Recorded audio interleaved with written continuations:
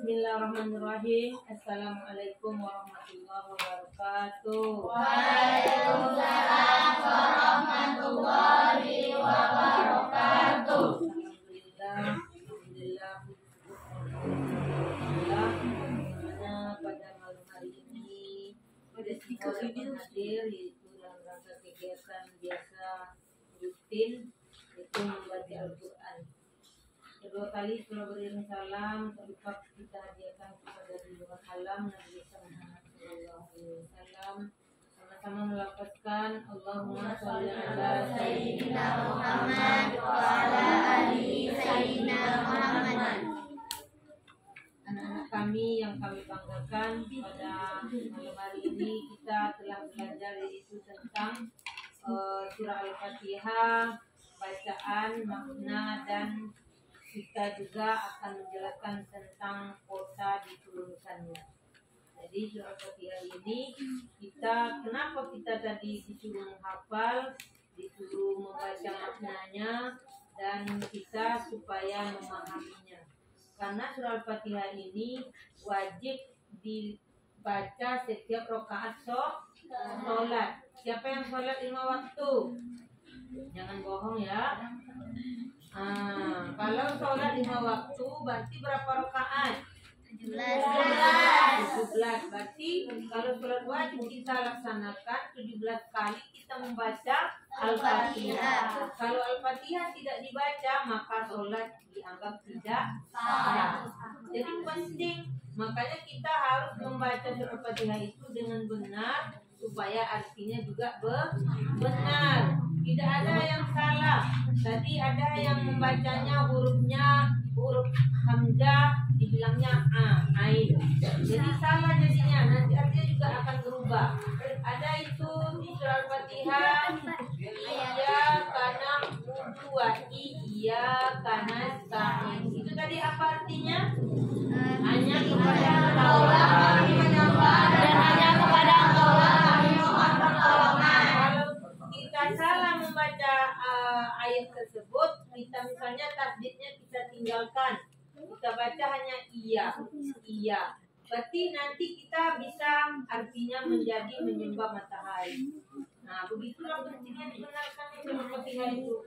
Jadi surah Al-Fatihah itu harus benar-benar diperhatikan hurufnya, tajwidnya, supaya bacaannya maknanya tidak berubah. Hanya sedikit saja dia bisa berubah.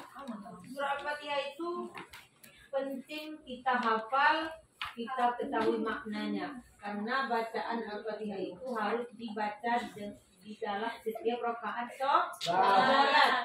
Kalau sholat subuh 2 rakaat, berarti 2 kali surah Al-Fatihah wajib kita baca. Kalau sholat zuhur 4 rakaat, wajib dibaca 4 kali. Nah, kalau 4 kali salah, berarti berubah 4 kali maknanya. Makanya ibu suruh menghafal bacaan dan maknanya. Maknanya yaitu artinya. Jadi tadi kita udah praktek membaca ayatnya dan maknanya. Nah, sekarang kita harus paham. Kalau kita mau sholat khusyuk, maka kita harus memperhatikan bacaan dan maknanya supaya kita lebih nanti memahaminya. Jadi tadi ada yang sudah hafal maknanya, ada yang belum. Sekarang kita baca berapa ayat Al-Fatihah? 7 orang dengan artinya. Ayat 1 baca artinya, ayat 2 baca artinya sampai ke 7. Coba mulai dari kira ayat 1. Ayat 1-nya apa? Bismillah. Bismillahirrahmanirrahim. Dengan menyebut nama Allah yang Maha Pengasih lagi Maha Penyayang. Coba. Alhamdulillahirabbil alamin. Segala puji bagi Allah Tuhan semesta alam. Ar-Rahmanir-Rahim. Yang Maha Pengasih Maha Penyayang. Maliki Yaumiddin. Pemilik hari pembalasan. Iyyaka na'budu wa iyyaka nasta'in. Hanya kepada Allah kami memohon dan hanya kepada Engkau kami mohon pertolongan. mohon pertolongan supaya halus bahasanya ya. Coba ini. Siratal mustaqim. Tunjukilah kami jalan yang lurus. Dapat? Kalau nggak dapat, hati. Berarti dapat yang terakhir. Siapa yang paham tadi? Nah, coba yang tanya. Siratal ladzina an'amta 'alaihim ghairil maghdubi 'alaihim. Nah, kalau membaca ayat itu, kita tidak boleh buru-buru supaya hurufnya benar. Coba. Siratal ladzina an'amta 'alaihim ghairil maghdubi 'alaihim waladdallin. Yaitu jalan orang-orang yang telah kamu beri nikmat kepadanya, bukan jalan mereka yang diberkahi dan bukan pula jalan mereka yang sesat. Berarti di dalam surah Fatihah itu banyak doa. Jadi makanya apapun hajat, apapun orang diawali dengan surat Al-Fatihah. Nanti apapun hajat orang itu diakhiri dengan surat Al-Fatihah. Kan ada orang mau berdoa, baca dulu Al-Fatihah. Ada orang mengirim doa, dikhususkan Al-Fatihah. Kenapa begitu? Karena di dalam surah Al-Fatihah itu terkandung doa-doa. Jadi walaupun hanya doa, tetapi dia wajib untuk di setiap rakaat sholat. Jadi kalian pasti paham. Nanti kalau kalian mau memahami lebih lagi, mau murojaah sendiri, ke diri sendiri aja lagi. Supaya sholatnya khusyuk, pahamilah maknanya. Itu tujuannya menghafal surah Al-Fatihah tersebut. Karena kalian mungkin membacanya laju-laju, terus maknanya nanti bisa berubah. Karena salah dengan penyebutannya. Adapun terkait kota yang diturunkannya surah Al-Fatihah terbagi menjadi beberapa pendapat ulama, yaitu sebagian besar ulama berpendapat bahwa surah Al-Fatihah termasuk golongan surat Makkiyah, artinya surat ini diturunkan di kota Makkah. Ada pula pendapat ulama yang berpendapat bahwa surah Al-Fatihah diturunkan sebanyak 2 kali. Pertama di Mekah, yang kedua di Madinah.